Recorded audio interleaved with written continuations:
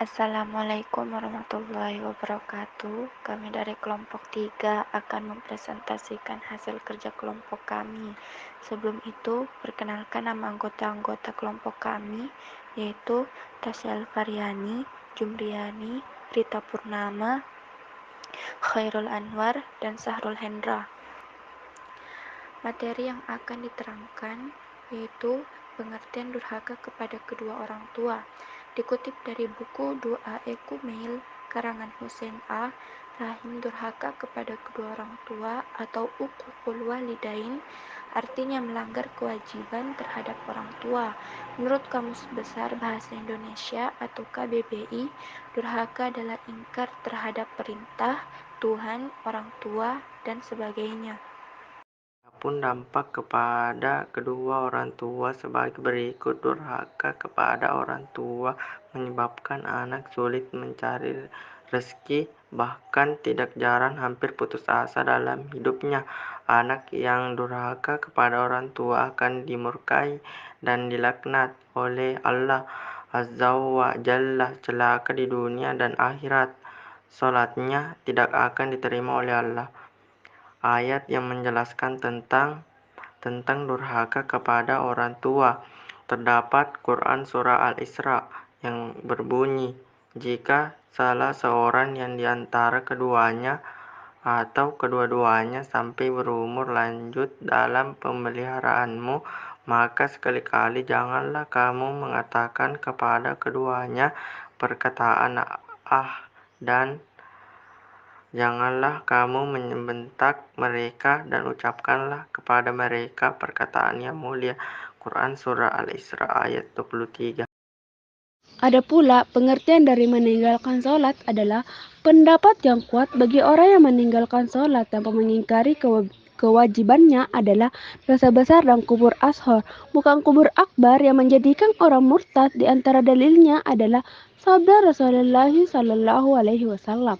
Ubadah bin Samit mengatakan, saya mendengar Rasulullah Shallallahu Alaihi Wasallam bersabda, ada 5 sholat yang diwajibkan oleh Allah kepada para hambanya, maka barang siapa mengerjakannya dan tidak meninggalkannya karena meremehkannya, niscaya ia mendapatkan janji dari Allah untuk memasukkannya ke surga, dan barang siapa tidak mengerjakannya, maka ia tidak mendapatkan janji itu darinya. Jika Allah berhendak, maka ia akan menyaksikannya, dan jika Allah berhendak, maka ia akan memanfaatkannya dan memasukkannya ke surga. HR Abu Dawud nomor 1420 dan disahihkan oleh Albani. Hadis ini jelas menunjukkan bahwa orang yang meninggalkan sholat tanpa mengingkari kewajibannya tidak kafir, karena seorang yang kafir tidak akan masuk surga. Ini adalah pendapat mayoritas ulama Islam dan dipilih oleh Syekh Albani. Firman Allah Ta'ala anhu terdapat dalam surah Al-Mudatsir ayat 38-47 yang berbunyi, tiap-tiap diri bertanggung jawab atas apa yang telah diperbuatnya kecuali golongan kanan berada di dalam surga.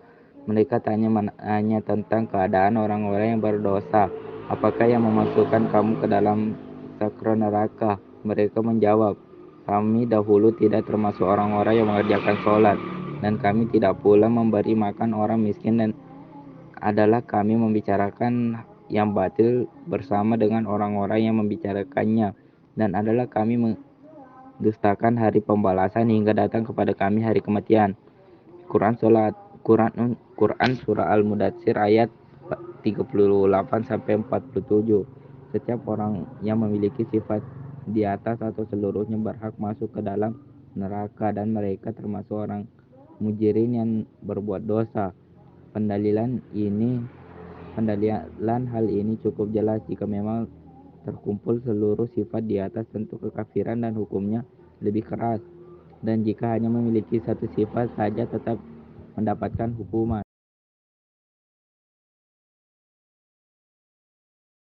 Adapun siksa yang akan dirasakan di dunia adalah: 1. Dihilangkan keberkahannya usianya. 2. Dihapus orang-orang soleh dari wajahnya. 3. Setiap amal kebaikan ia akan kerjakan tidak akan jadikan sebuah pahala oleh Allah Subhanahu wa Ta'ala. 4. Doanya tidak akan diangkat ke langit. Dan 5. Tidak ada bagian doa orang soleh untuk yang meninggalkan sholat. Selanjutnya, Siksa yang akan didapat saat akan mati oleh orang yang meninggalkan sholat antara lain: 1. Ia akan mati dalam keadaan hina.